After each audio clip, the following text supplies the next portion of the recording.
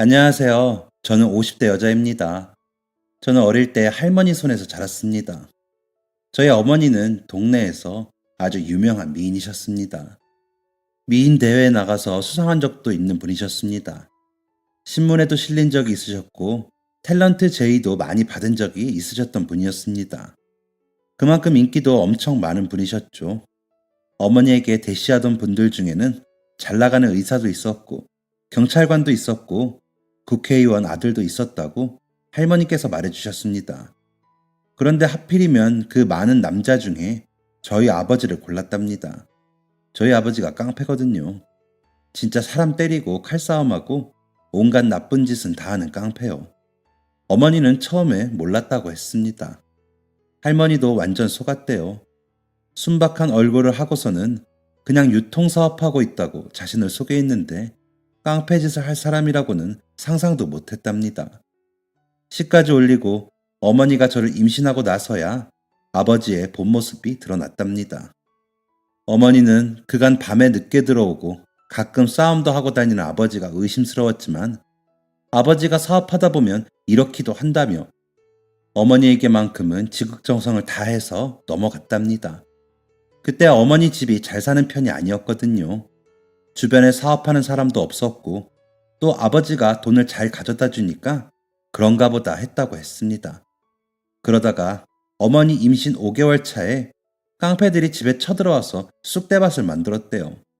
의자며 상이며 다 엎고 접시도 깨고 말리는 어머니까지 밀치면서 아버지를 죽도록 팼답니다. 당신 대체 뭐하고 다니는 거냐고 하는 일을 좀 자세히 알아야겠다고 하니까 그제부터 아버지가 돌변하더래요. 여자가 돼서 남자가 가져다 주는 돈만 받고 살림 잘하면 되지 어디 남자 하는 일에 참견을 하냐 라면서요. 어머니는 무서우셨답니다. 그때부터 아버지라는 인간은 기다렸다는 듯이 매일을 술에 취해 집에 들어왔고 어머니에게 폭언을 하다못해 폭력까지 일삼았답니다. 어머니가 임신 중이었는데도 말이죠. 그러면서 돈도 안 가져다 주더래요. 집에서 하는 것도 없으면서 돈 쓸 데가 어딨냐면서 맨 여자들 만나고 노름하는데 돈 썼다고 했습니다. 아마 어머니가 임신하시고 몇 달 살다 보니까 질린 거였나 봐요. 아주 나쁜 놈이었죠. 그러다 어머니는 저를 낳으셨고 낳은 후에도 아버지는 달라지는 게 없었대요. 저를 돌봐주지도 않고 맨날 밖에 나가기만 했대요. 오히려 애기 우는 소리 시끄럽다고 그전보다 더 나가고 더 화내고 더 때렸다고 했습니다. 어머니는 산후조리도 제대로 못하시고 집에서 저만 보신 거였죠. 사실 그때 어머니와 할머니 댁이 멀지 않았는데 어머니는 할머니가 속상하실까봐 사실대로 얘기도 못했다고 했습니다. 그냥 혼자 끙끙 앓으셨대요. 그런데 어느 날 그토록 악마 같던 아버지란 인간이 죽었답니다. 싸우다가 그랬대요. 술 먹고 시비가 붙은 건지 뭔지 실컷 맞아 죽은 거였습니다. 어머니는 한순간에 과부가 되신 거죠. 그런데 이상하게 마음이 후련하더랍니다. 이제 맨날 안 맞아도 되겠구나. 이제 눈치 안 보고 살아도 되겠구나 싶으셨던 거죠. 남들은 어쩌냐 딱하다 했지만 사실은 오히려 좋았다고 제게만 말해주신 기억이 납니다. 그렇게 어머니는 저를 데리고 친정집인 할머니와 할아버지 댁에서 살게 되었습니다. 제가 5살 때인가 6살 때인가 아무튼 국민학교 가기 전이었답니다. 어머니 코에서 피가 줄줄줄 흐르더래요. 한 번도 그런 적이 없으셨던 분인데 단순히 피곤해서 나는 피가 아닌 정말 줄줄 피가 흐르더랍니다. 다들 놀라셔서 겨우 피 맞고 할머니랑 어머니랑 바로 병원에 가셨대요. 그땐 코에 상처가 났나? 요즘 너무 무리했나 정도로 생각했는데 무슨 검사를 이것저것 하더랍니다. 그러더니 의사가 어머니한테 죽는다고 했대요. 암이라고요. 그동안 왜 병원 안 왔냐면서 손 못 쓴다고 집에 가라 했답니다. 어머니는 눈물도 안 났대요. 어차피 꿈인데 왜 우냐고 할머니한테 이상한 헛소리를 하면서 집에 오셨답니다. 할머니는 집 오는 내내 우시고요. 저는 그때의 어머니가 기억이 납니다. 너무 예뻤던 우리 엄마였는데 너무 말라가더라고요. 얼굴도 까매지고 입술도 맨날 말라있고 목소리도 이상해지고 점점 다른 사람이 되어가는 것 같았습니다.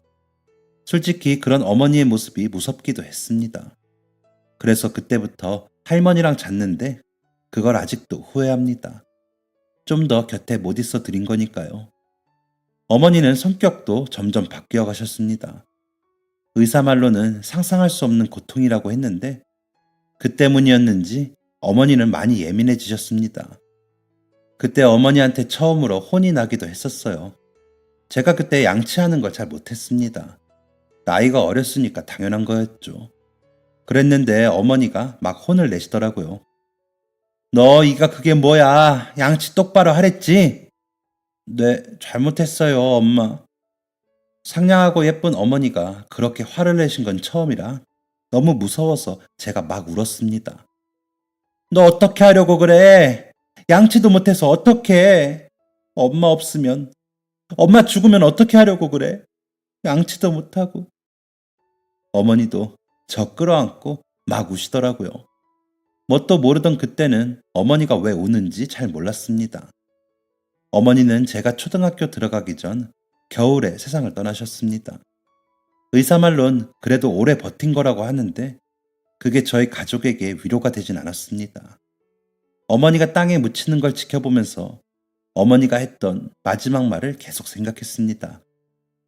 은정아, 할머니, 할아버지 말씀 잘 들어야 해. 알겠지? 어머니는 몇 번이고 저 말을 하시다가 돌아가셨습니다. 아마 부모님보다 먼저 세상을 떠났는 게 너무 죄송하셨나 봅니다.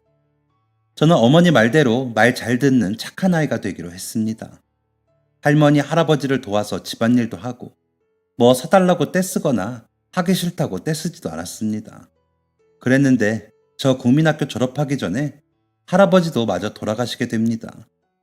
10살부터 할머니와 저 둘만 남게 되었습니다. 할머니는 그때부터 한숨이 드셨습니다. 저희 할머니랑 할아버지께서 시장에서 야채 장사를 오래 하셨었거든요. 그런데 할아버지가 없으니 할머니 혼자서 많이 버거우셨나 봅니다. 힘드셔서 판매하는 품목을 줄이니 그만큼 사람들이 안 꼬이고 저도 키워야 하고 아마 걱정이 이만저만이 아니셨을 겁니다. 그래서 더 말을 잘 들을 수밖에 없었습니다. 할머니가 저 때문에 고생하시는 걸 알았으니까요. 가족이 둘밖에 없으니 할머니와 저는 서로에게 많이 의지하고 힘이 되어졌습니다. 중학생 때는 학교 끝나면 시장에 가서 할머니 옆에서 공부하고 손님 오면 야채도 팔다가 같이 정리하고 집에 들어갔고요.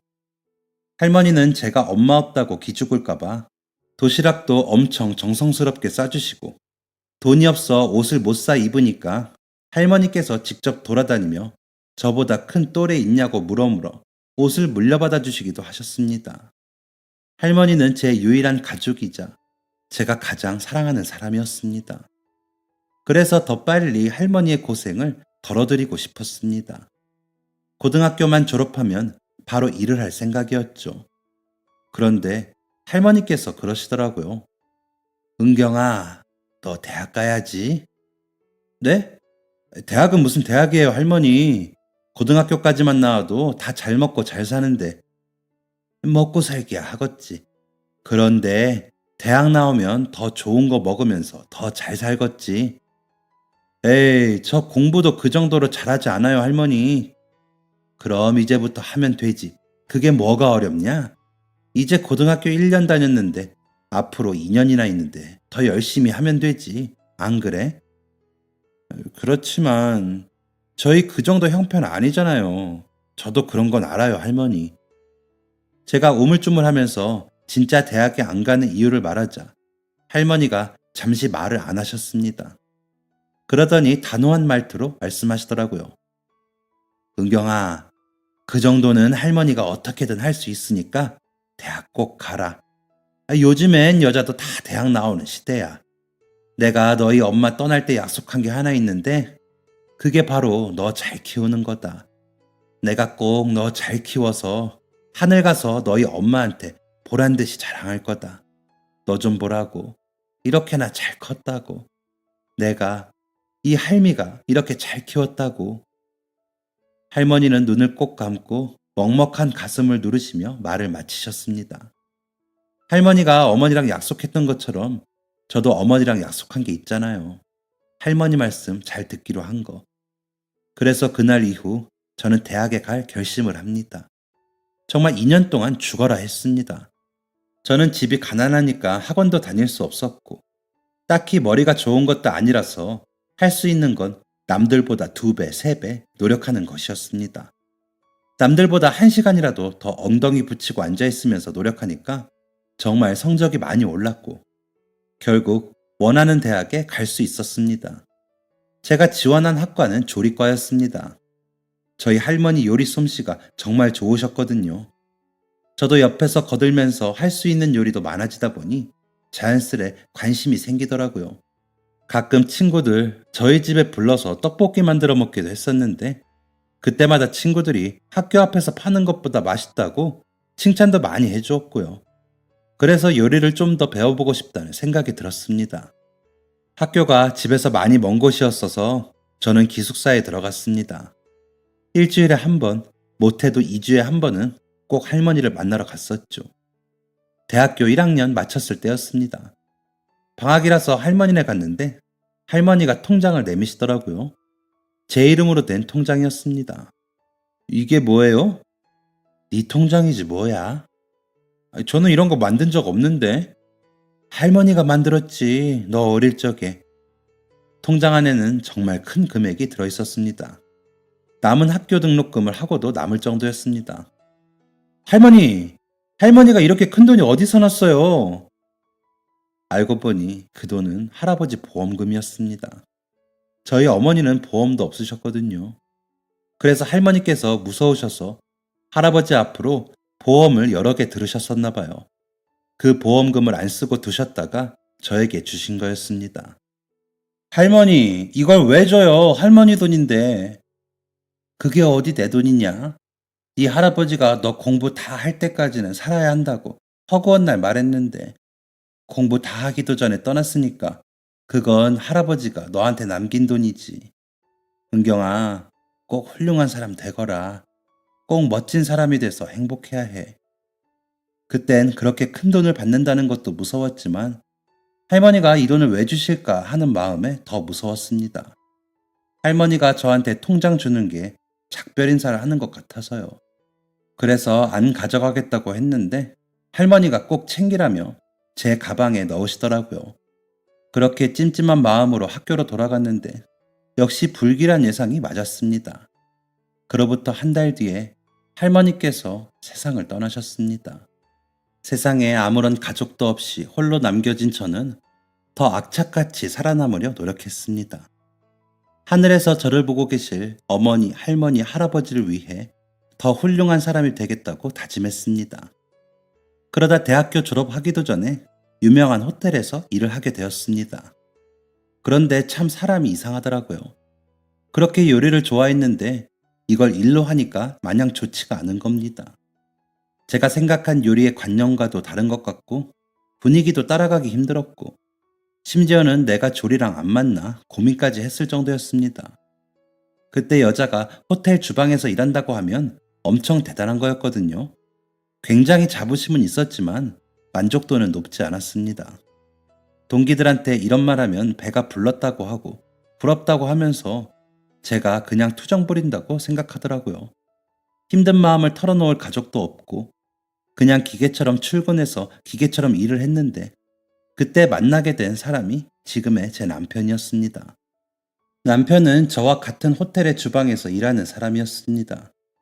그런데 저와 하는 일은 좀 달랐습니다. 남편은 빵이나 케이크를 만드는 일을 했어요. 저는 나이도 제일 어리고 여자니까 스프 끓이고 달걀 삶고 하는 보조 역할만 주구장창 했고요. 그런데 그때 남편이 하는 일이 되게 재밌어 보이더라고요. 주먹만 했던 반죽이 얼굴만큼 부풀어 오르는 것도 신기했고 케이크에 생크림 바르는 거며 그 위를 장식하는 것들까지 정말 멋진 일이라고 생각했습니다. 그래서 저도 한번 배워보고 싶더라고요. 어느 날은 퇴근 시간이 지나서 다들 퇴근을 했는데 저는 뒷정리를 하느라 남편은 새로운 케이크 디자인을 하느라 둘이 주방에 남아있던 적이 있었습니다. 그때 용기를 내봤죠. 선배님, 그거 저도 한번 해볼 수 있을까요? 이거? 그럴래? 저는 남편이 케이크에 생크림을 바르는 걸 보고 한번 해보겠다고 했고, 남편은 친절하게 알려주었습니다. 부드러운 크림 감촉이 신기했고 재밌었습니다. 어때? 재밌어? 네, 신기해요. 맛있을 것 같아요. 남편은 완성된 케이크의 한 조각을 잘라서 제게 주었습니다. 제 생전 그렇게 달콤하고 맛있는 케이크는 먹어본 적이 없었습니다. 고급 호텔이라 그런지 달걀, 우유 같은 걸 다 최고급을 쓴다고 하더라고요. 역시 돈이 좋구나 하면서 맛있게도 먹었습니다. 그렇게 남편하고 점점 가까워졌습니다. 어느 날은 빵 만드는 거 배우고, 또 어느 날은 쿠키 만드는 거 배우고, 그러면서 서로에 대해 알아갔고 연애까지 하게 되었죠. 남편은 저와 추구하는 방향이 같았습니다. 호텔 주방에서 일하는 시스템을 힘들어했고, 내 손을 온전히 탄 나만의 상품을 만들고 싶다는 생각이 같았죠. 그래서 더 끌렸던 것 같습니다. 저희는 결혼을 하고 딱 1년 호텔에서 더 버티다가 나란히 퇴사를 했습니다. 그리고 그동안 모은 돈으로 작은 빵집을 열었습니다. 그때가 제 나이 29살, 남편이 31살 때였네요. 남편과 저는 정말 열심히 일했습니다. 새벽같이 출근해서 빵을 굽고 케이크를 만들고 8시부터 손님을 받고 다시 밤 8시가 되어서야 퇴근을 했죠. 둘 다 하루에 5시간 겨우 잔 것 같습니다. 그때는 힘든 줄도 모르고 일했습니다. 일을 하는 게 너무 행복했거든요. 그만큼 장사도 잘 됐고요. 그렇게 순탄하게 가게를 운영하다가 제 나이 30이 됩니다. 나이가 나이인 만큼 저희는 2세 계획을 하게 되었습니다.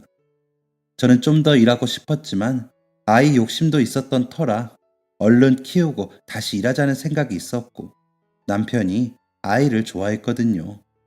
남편이 가게 운영하고 애도 보고 다 한다길래 약속 꼭 지키라고 했습니다. 그리고 티는 안 내셨지만 시아버지도 은근히 아이를 바라시는 것 같았습니다.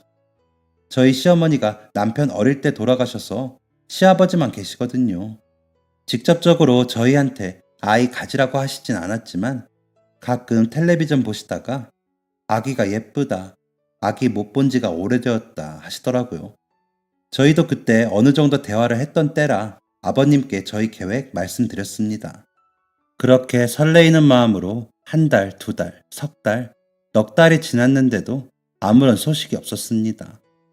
마음을 비워야 생긴다고 하는데 그래도 4개월이나 지났으면 심한 거 아닌가 싶더라고요.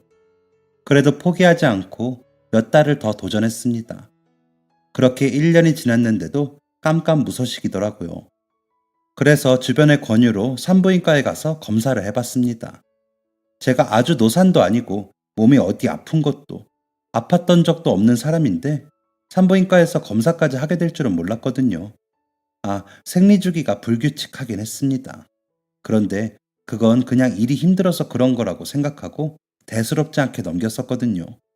그런데 검사 마치고 며칠 뒤 병원에 다시 방문해서 생각지도 못한 결과를 듣게 되었습니다. 제가 아이를 가질 수 없는 불임 여성이라는 겁니다. 원인은 뚜렷하지 않지만 배란 장애로 판단이 되고 임신은 포기해야 할 것 같다고 하더군요. 사실 임신 준비를 한 1년 동안 많이 설레기도 하고 많이 실망하기도 하고 많이 노력했습니다. 몸에 좋다는 것도 많이 먹었고 남편이랑 저 둘 다 술도 잘 안 먹었고요. 백화점 가면 아기 용품 파는 곳 한 번씩 구경도 하고 아기 엄마인 친구들 만나서 정보도 얻고 했었거든요. 그런데 제가 불임이라니 단 한 번도 상상해 본 적 없는 결과였습니다. 한동안은 완전 패닉에 빠져 있었습니다. 남편에게 미안했고 시아버지에게 죄송했습니다. 정작 남편은 자기는 아무 상관없다며 둘이 알콩달콩하게 살자며 저를 위로해 주었고, 시아버지도 아이를 꼭 낳아야 하는 건 아니라면서 저를 달래주셨습니다. 그런데도 제 마음 한켠은 뻥 뚫린 것처럼 허무하고 허전했었죠. 그런데 그렇게 좌절한다고 제가 할 수 있는 게 있는 건 아니었습니다. 결국 제 스스로 마음을 달래고 이겨내야 하는 일이었죠. 그렇게 허전한 마음을 달래며 살아가던 어느 날이었습니다. 저희 가게 입구가 다 유리로 되어 있었거든요. 밖에서 빵이 잘 보여야 하니까요. 한가한 시간에 멍 때리면서 카운터에 앉아 있는데 한 할머니가 리어카를 끌고 지나가시더라고요. 리어카에 폐지가 잔뜩 쌓여 있는 걸 보니 폐지 줍는 분 같았습니다. 그렇게 할머니가 저희 가게 앞을 지났는데 그만 오토바이를 피하려다가 넘어지시면서 폐지가 다 와르르 쏟아지는 겁니다. 오토바이는 남일이라는 식으로 쌩하니 가버렸고요. 저는 깜짝 놀라서 벌떡 일어나 할머니에게 갔습니다. 할머니, 괜찮으세요? 아이고, 아이고. 네, 괜찮아요. 고마워요. 그냥 계세요. 제가 주울게요. 저와 옆에 지나가던 행인 둘이 할머니의 폐지를 모두 주워드렸습니다. 할머니는 그 행인들과 제게 계속 고개를 숙여 인사했습니다. 고마워요, 고마워요. 나이가 드니까 힘이 없네. 할머니, 안 무거우세요? 이거 고물상에 파시는 거예요? 네네. 무거워도 요즘 값을 잘 쳐줘서 많이 해야 해요. 그러시구나. 그럼 가볼게요. 고마워요. 네, 조심히 가세요, 할머니. 그날 할머니의 뒷모습을 한참 바라봤습니다. 문득 저희 할머니가 떠오르더라고요. 저희 할머니가 가장 아끼시는 꽃무늬 바지가 있었는데 폐지 줍는 할머니의 바지와 비슷하게 생겼었거든요. 그렇게 할머니를 보내드리고 그 다음날부터 우연찮게 할머니를 계속 마주치게 되더라고요. 빵 정리를 하고 있으면 가게 앞에 지나가시기도 했고 그 근처에 사시는 건지 퇴근할 때 마주치기도 했습니다. 한 번은 남편이랑 퇴근하는데 할머니께서 빈 리어카 끌고 가시더라고요. 할머니, 안녕하세요. 아이고, 착한 아가씨, 안녕하세요. 집에 가시는 거예요? 좀 도와드릴까요? 아니에요, 아니에요. 요 골목만 돌면 바로라 괜찮아요. 그렇구나. 아, 빵 좋아하세요? 이것 좀 드실래요? 남은 거긴 한데 오늘 새벽에 만든 거라 상태는 아주 좋아요. 제가 빵을 만드는 사람이지만 그만큼 먹는 것도 좋아해서 빵 팔고 남으면 집에 가져가서 먹곤 했거든요. 그날도 남은 빵 몇 개 싸들고 가고 있었는데 할머니가 드시면 좋을 것 같아서 드렸습니다. 아이고, 내가 이런 거 받아도 되나? 우리 손주가 참 좋아하겠네. 고마워요, 아가씨. 별거 아닌걸요. 그럼 늦었는데 얼른 들어가세요, 할머니. 네, 가요. 그날 할머니와 그렇게 헤어지고 나서 마음이 계속 쓰였습니다. 하루 종일 폐지를 줍고 다니시다가 그 늦은 밤에 집에 가시는 건가? 생활이 열악해 보이시던데 도움을 드릴 방법은 없을까 싶었죠. 남편이 제 고민을 덜어주려 아이디어를 내보더라고요. 그럼 우리 박스들 나오는 거 그 할머니한테 드릴까? 빨리 다 모으시면 빨리 집에 가실 거 아니야. 자기, 할머니가 우리 가게 앞 지나가실 때 본 적 없지? 한가득이야, 한가득. 매일 그렇게 하셔. 빨리 모은다고 그냥 가실 분이 아니야. 그럼 반대로 우리가 폐지를 살까? 폐지를? 응. 할머니 박스 같은 것도 모으시잖아. 우리가 박스 필요하다고 하고 고물상보다 훨씬 많이 드리면 되지. 괜찮다. 그럼 똑같이 일하셔도 많이 버시겠네. 다음 날부터 저는 일하는 내내 똥 마려운 강아지처럼 가만히 앉아있지를 못했습니다. 할머니가 언제 지나가시나, 혹시 벌써 지나가셨나 하면서 하염없이 방만 바라보고 있었죠. 그러다가 드디어 할머니가 저희 가게를 지나시더라고요. 저는 놓칠세라 잽싸게 나가서 할머니 앞에 섰습니다. 할머니! 아이고, 또 보네요. 할머니, 혹시 그 폐지 중에 박스도 있나요? 그럼 박스가 대부분이지. 왜요? 그 박스 제가 살 수 있을까요? 응? 이 박스를? 네, 제가 박스가 꼭 필요하거든요. 고물상보다 더 많이 드릴게요. 그래요, 그래. 박스 필요하면 줘야지. 가져가요. 감사합니다. 고물상은 키로당 얼마나 쳐져요? 제가 훨씬 많이 드릴게요. 박스가 정말 급하게 필요했거든요. 그러면 제가 열심히 박스를 챙기고 있는데 할머니께서 머뭇거리시더니 제 가게 안을 뚫어져라 쳐다보셨습니다. 네, 말씀하세요, 할머니. 혹시 돈 말고 빵으로 받아갈 수 있을까요? 어제 우리 손주가 여기 빵 먹어보더니 너무 맛있다고 좋아해서. 안 그래도 내가 오늘 여기 지날 때 빵 하나 사가려고 했는데 돈은 안 줘도 되니까 빵 하나 얻을 수 있을까요? 순간 코끝이 시큰했습니다. 할머니께서 자신감 없이 쭈뼛거리며 말씀하시는데 그 모습이 너무 안타깝게 느껴졌었거든요. 저는 박스 3개를 챙기고 빵 10대 개를 싸드렸습니다. 아이고, 아니에요. 이렇게 많이 안 필요해. 너무 많아요. 장사도 해야지. 에이, 그게 뭐가 많아요. 저는 하루에 그것보다 더 많이 먹는걸요. 손주분 드리고 할머니도 드시고 다른 가족분들도 다 같이 드세요. 아, 박스 감사해요, 할머니.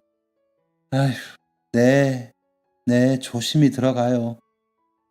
할머니와 할머니의 가족분들이 맛있게 빵을 드실 상상을 하니 행복했습니다. 저는 그 다음 날도 또 그 다음 날도 할머니의 박스와 저희 빵을 교환했습니다. 한 번은 할머니께 오늘 박스가 필요 없으니 빵만 가져가시라니까 기어코 빵을 안 받으시더라고요.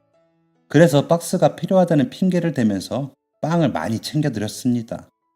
그러던 어느 날 해가 쨍쨍한 무더운 여름이었습니다. 이 더위에 혹시 나오셨으려나 걱정되어 빵집 앞을 기웃거리고 있는데 역시나 그날도 할머니의 모습이 보이더라고요. 그런데 이번엔 혼자가 아니셨습니다.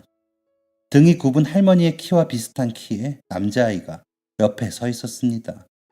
까무잡잡한 피부의 남자아이는 파란색 나시티에 헐렁한 반바지를 입고 할머니의 리어카를 같이 끌어주고 있었습니다. 할머니의 손자라는 걸 눈치챌 수 있었죠. 진짜 귀여웠습니다. 할머니, 안녕하세요. 오늘 날씨가 이렇게 더운데 나오셨어요? 옆에는 손자시구나.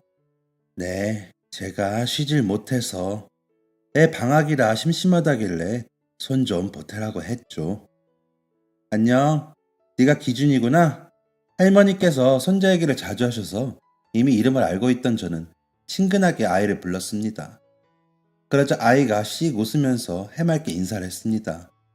안쪽에 있는 유치가 빠졌는지 양쪽으로 똑같이 이가 없었는데 그게 엄청 귀여웠습니다. 안녕하세요, 빵집 사장님.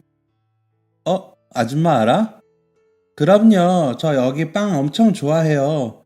여기 빵이 세상에서 제일 맛있어요. 짱! 와, 너무 고마워. 아줌마가 앞으로 맛있는 빵 더 열심히 만들게. 네. 천진난만하게 우는 아이가 예뻐서 뚫어져라 보는데 이마에 송글송글 땀이 맺혀 있더라고요. 할머니도 양 볼이 빨갛게 익으신 게 많이 더워 보이셨습니다. 이럴 게 아니라 안에서 빵 먹고 갈래? 가게 안은 시원해. 우와, 네, 네, 좋아요. 아이는 저보다 먼저 가게 문을 열고 뛰어 들어갔습니다. 저는 손살에 치는 할머니의 리어카를 가게 앞에 옮겨두고 할머니를 모시고 가게 안으로 들어갔습니다. 저희 가게 안에 앉아서 빵 드시고 갈 수 있는 공간이 2테이블 있었거든요. 그래서 여름 맞이해서 오시는 손님들한테만 빙수 만들어서 팔았었는데 저는 일단 빵 대신 빙수를 할머니와 아이에게 내밀었습니다. 우와, 저 빙수 엄청 좋아해요. 진짜 맛있다. 할머니, 먹어봐. 짱이야. 뭐냐. 할머니와 기준이가 맛있게 빙수를 먹는 모습을 뿌듯하게 보고 있는데 문득 기준이 부모님은 방학인데 기준이 안 돌보나 하는 생각이 들더라고요. 맞벌이 하시는 건가 궁금해서 진짜 아무 생각 없이 물어봤습니다. 기준아, 엄마 아빠는 일하러 가셨어? 저 엄마 아빠 없는데요. 기준이가 너무 아무렇지 않게 말해서 순간 내가 잘못 들은 건가 하고 당황했습니다. 그때 할머니께서 설명을 해주시더라고요. 얘 어릴 적에 죽고 내가 키워요. 아빠만 죽었잖아 할머니. 엄마는 도망가고. 처음 듣는 얘기였습니다. 할머니께서 말해주신 적이 없었거든요. 엄청난 말 실수를 한 것 같아서 당황해하고 있었습니다. 할머니, 죄송해요. 미안해, 기준아. 아줌마가 몰랐어.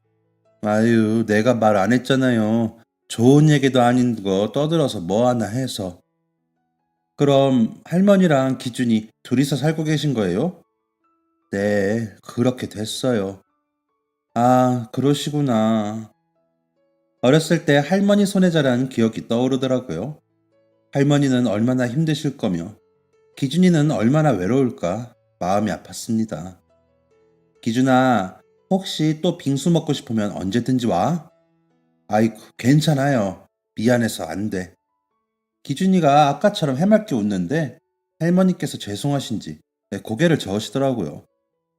아니에요, 할머니. 제가 사실 빙수 만드는 거 좋아하거든요. 그래서 이것저것 넣으면서 만들어 보는데 매번 먹어줄 사람이 없어서 곤란하네요. 기준아, 와서 좀 먹어줄 수 있어? 네, 네. 진짜 짱! 제가 다 먹을게요. 당연히 새빨간 거짓말이었지만 좋아하는 기준이를 보며 이런 거짓말 100번이고 할 수 있겠다 생각했습니다. 그날 할머니와 기준이가 그렇게 떠나고 기준이는 정말 저의 가게를 자주 찾아주었습니다. 기준이는 참 착하고 밝은 아이였습니다. 기준이 엄마는 기준이 낳고 도망가고 기준이의 아빠는 기준이가 4살 때 사고로 돌아가셨다고 했습니다. 할머니는 기준이의 친할머니고요. 이렇게 예쁜 아이를 두고 왜 도망갔을까 이해할 수가 없더라고요. 어릴 때부터 부모님이 안 계셔서 주눅들 법도 한데 기준이는 항상 밝고 자신감도 넘치는 아이였습니다. 가끔 시간 될 때 숙제도 도와주고 공부도 봐줬는데 습득력도 빠른 똑똑한 아이였죠.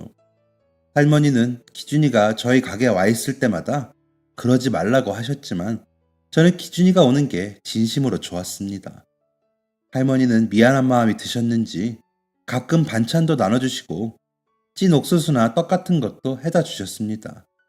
저희 할머니 생각이 나서 너무너무 행복한 시간들이었습니다. 그러던 어느 날 할머니께서 어김없이 리어카를 끌고 오신 날이었습니다. 할머니 오셨어요? 네, 나 오늘은 부탁할 게 좀 있는데. 네네, 뭔데요? 할머니께서 리어카에서 검은 봉다리 하나를 꺼내시더라고요. 저는 할머니를 모시고 가게로 들어가 앉았습니다. 할머니께서는 검은 봉다리를 상의에 올리셨습니다. 그리고 그 안에서 웬 낡은 책 같은 걸 꺼내시더라고요. 이게 우리 어머니가 주신 집 가보인데 종이 쪼가리 어디 쓰지도 못할 것 같고 내가 읽을 것도 아니고 해서요. 이거 좀 팔아줄 수 있을까요? 아, 네. 한번 볼게요. 한눈에 보아도 오래되어 보이는 책을 이리저리 보고 있는데 어느새 남편이 옆에 와 있더라고요. 이거 꽤 귀한 것 같은데요? 아이고, 아니에요. 우리 집이 그런 거 있을 집안도 아니고 그냥 옛날 책 같은데 뭐 돈 10만 원이라도 나오나 궁금해서요. 저 아는 형님이 이쪽으로 잘하시는 분이니까 한번 부탁해 볼게요. 아이고, 네네. 감사해요. 할머니는 인자하게 웃으시며 인사를 하시고 다시 리어카를 끌고 떠나셨습니다. 계속 뭔가 심상치 않아 보인다는 남편이 그 책을 가져가서 지인께 물어물어 감정을 받아왔더라고요. 그런데 진짜 놀라서 입이 떡 벌어질 만한 감정을 받아왔습니다. 할머니께서 검은 봉다리에 아무렇지 않게 들고 오신 그 누리끼리한 책 같은 게 고문서라는 겁니다. 그것도 감정가 7억의 고문서랍니다. 남편의 말에 귀를 의심했습니다. 태어나서 7억짜리 아파트가 있다는 건 들었어도 7억짜리 책이 있다는 건 또 처음 듣는 얘기였으니까요. 저는 너무 기뻤습니다. 할머니께서 이제 편하게 사실 수 있겠구나.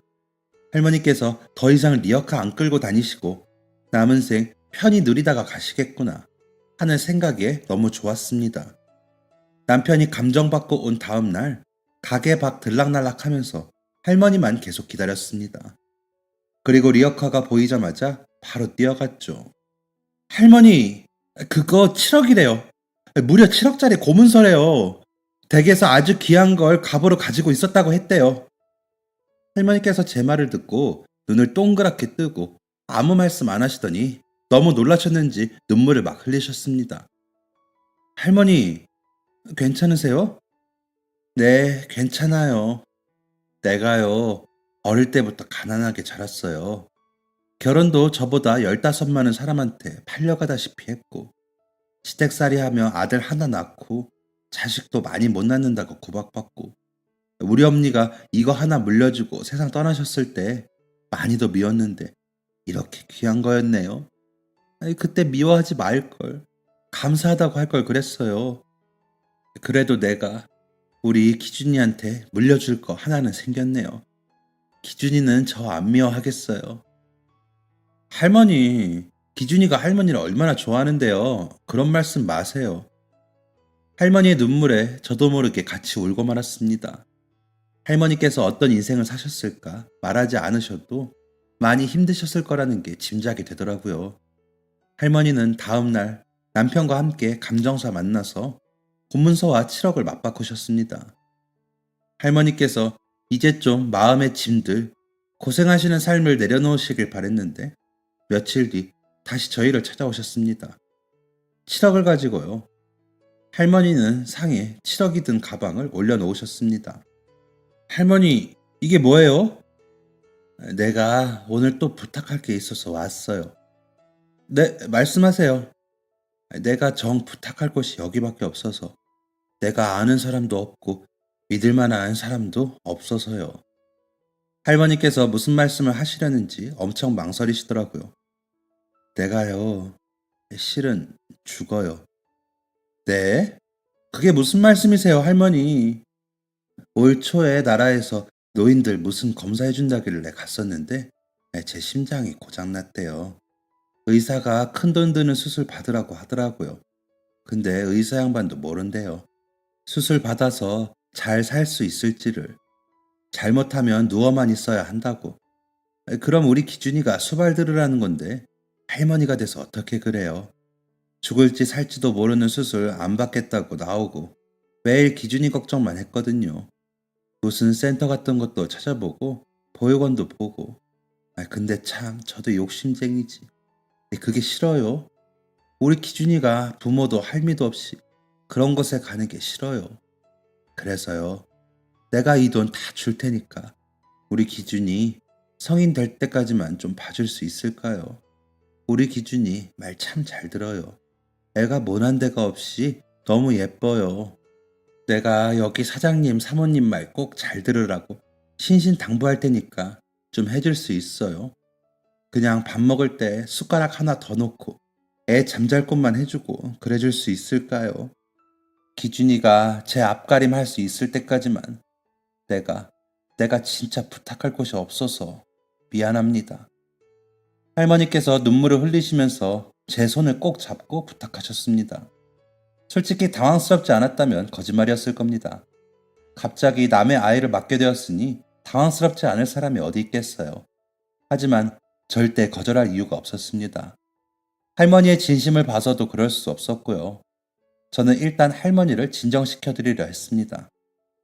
할머니, 병원은 다시 가보셨어요? 할머니가 가셨던 병원 어디예요? 제가 다시 확인해 볼까요? 내가 안 그래도 이 돈 받고 제일 먼저 다른 병원 가서 검사해 봤어요. 죽는답니다. 얼마 안 남았다고 이번엔 의사가 죄송하답니다.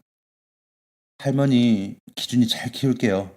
사랑 많이 받는 아이로 제가 잘 키울게요. 감사해요. 저희 믿고 맡겨주셔서. 정말 너무 감사해요, 할머니. 할머니께서는 제 말을 듣고 더 많이 우셨습니다. 고맙다며, 너무 고맙다며, 눈물을 뚝뚝 흘리시면서 제 손을 꼭 잡고 계셨습니다. 저는 또 한 사람과의 약속이 생긴 겁니다. 지금까지 너무 잘 해냈잖아요. 어머니가 돌아가셨을 때 할머니 말 잘 들으라는 약속도 잘 지켰고, 저 공부시키신다는 할아버지 뜻대로 공부도 열심히 했고, 할머니 말씀대로 행복하게 살고 있었습니다. 이제 또 한 명의 할머니와의 약속을 지킬 차례였습니다. 기준이를 잘 키우는 일, 그게 제가 해야 할 일이었습니다. 할머니께서 저희한테 기준이를 부탁하고 일주일 뒤부터 기준이는 저희 집에서 살게 되었습니다. 하루는 저희 집, 하루는 원래 살던 할머니 집에 번갈아 가며 생활을 했습니다. 10살밖에 안 된 기준이었는데 모든 상황을 이해하고 있는 것 같았습니다. 할머니께서 기준이한테 계속 얘기하기도 하셨다더라고요.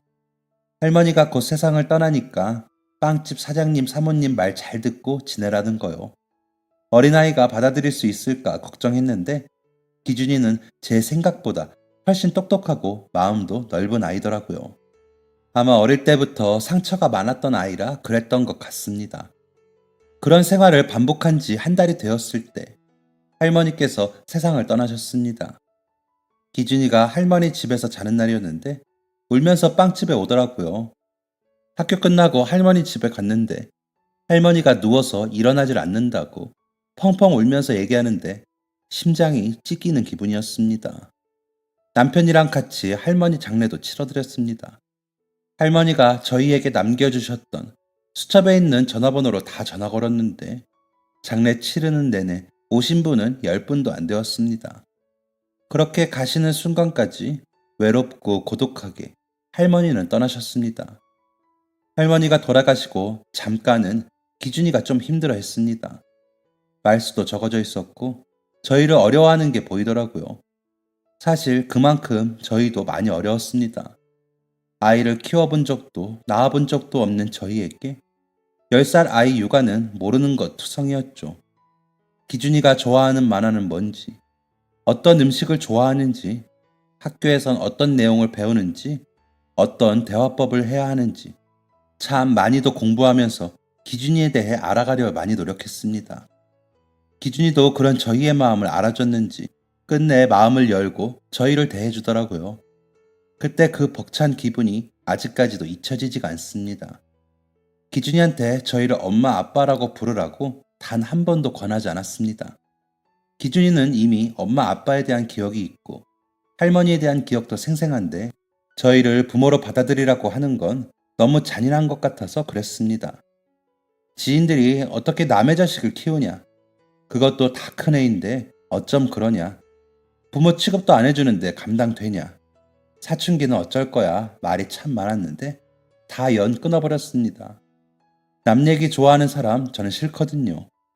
또 어떤 사람들은 그 돈이면 나도 키운다며 저희를 속물 취급하는 사람도 있었습니다. 저와 남편은 그들이 뭐라고 하던 기준이만 보고 잘 키우려고 노력했습니다. 할머니가 주신 돈을 사용 안 했다면 거짓말이고 당연히 돈을 썼습니다. 할머니께서 쓰라고 주신 돈이었으니까요. 저희 생활비나 기준이 옷값 이런 건 일체 다 저희가 버는 돈으로 했고 달달이 나가는 기준이 학원비, 대학교 등록금 딱 이렇게만 할머니가 주신 돈으로 해결했습니다. 그래서 기준이 대학 졸업할 때도 상당히 많은 금액이 남아 있었습니다. 아니 오히려 돈이 더 많이 있었습니다. 할머니가 주신 돈 몽땅 통장에 가만히 놔뒀었거든요. 학원비, 등록금 필요할 때만 빼서 썼고요. 그러니까 그게 이자가 계속 쌓여서 기준이 대학 졸업할 때 보니까 할머니가 주셨던 돈보다 더 많아졌더라고요. 아무튼 이 돈을 기준이한테 주려고 기준이 졸업식 날 외식하면서 통장을 건네줬습니다. 기준아 이거 받아. 기준이가 갸우뚱하며 통장을 열어보더니 화들짝 놀라더라고요. 이게 뭐예요? 이거 뭐지? 이거 가짜 통장인가? 이벤트 하는 거예요? 무슨 가짜야. 진짜 통장이지. 네? 이거 돈인데? 그것도 엄청 많은 돈인데요? 기준이 할머니께서 주신 돈이야. 네? 할머니가 기준이를 저희한테 맡기실 때 돈을 주셨다는 걸 기준이도 알고는 있었습니다. 하지만 구체적인 금액은 얘기하지 않았죠. 아직 어릴 때였고 혹시나 기준이한테 해코지하는 사람이 있을까 봐요.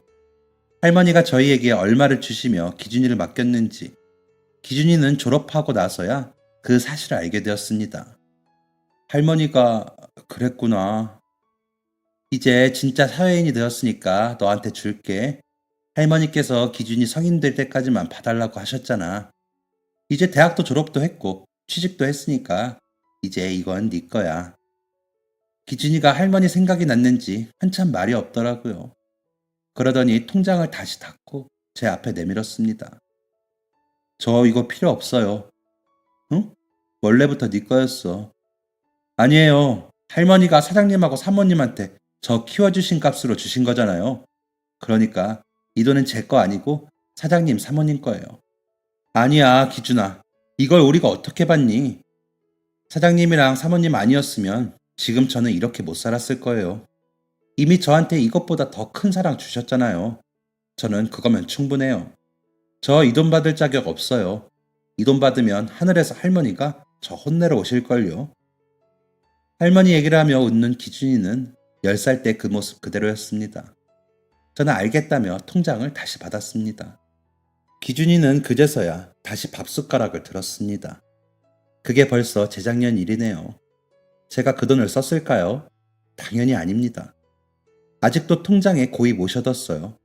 우리 기준이 나중에 결혼할 때 주려고 한 푼 건들지 않고 놔뒀습니다. 자랑 하나 보태보자면 그렇게 똘똘하던 기준이 지금 게임 만드는 회사에서 돈 꽤나 많이 받으며 잘 나가고 있습니다. 얼마 전 제 생일이라고 꽃다발이랑 케이크 사들고 오면서 비싼 가방 하나 사들고 왔더라고요. 이런 거 뭐하러 샀냐 한마디 하긴 했는데 기분이 좋긴 좋더라고요. 평생 자식 복 없이 남편이랑 둘이 퍽퍽하게 늙어갈 줄만 알았는데 지난 20년 동안 기준이 키우며 정말 많이 행복했습니다. 우려했던 인생에 활기를 준 것도 기준이었습니다. 할머니께서 기준이를 저희한테 맡기시며 감사하다고 정말 많이 말씀하셨는데 사실 더 감사한 사람은 저희였습니다. 저런 천사를 저희에게 선물해 주셨으니까요. 얼마 전에 기준이가 그러더라고요. 평생 모시고 산다고요. 기준이는 별 생각 없이 한 말일 수도 있는데 그게 너무 감동이더라고요. 제가 기준이를 잘 키웠구나. 사랑을 많이 주었더니 사랑을 줄 줄 아는 사람으로 커주었구나 하는 생각이 들었습니다. 기준이가 최근에 여자친구가 생겼다고 하던데 얼른 결혼한다고 데리고 왔으면 하네요. 기준이가 사랑해줄 또 한 사람이 생긴 것이니까요. 사람 인연 일부러 맺으려면 힘들지만 하늘이 맺어준 인연은 이렇게 가족보다 끈끈하네요. 긴 이야기 들어주셔서 감사합니다. 더운 여름 시원하게 보내시길 바랍니다. 건강하세요. 지금까지 사연 들어주셔서 감사합니다. 사연이 재밌으셨다면 구독과 좋아요를 눌러주세요. 감사합니다. 안녕히 계세요.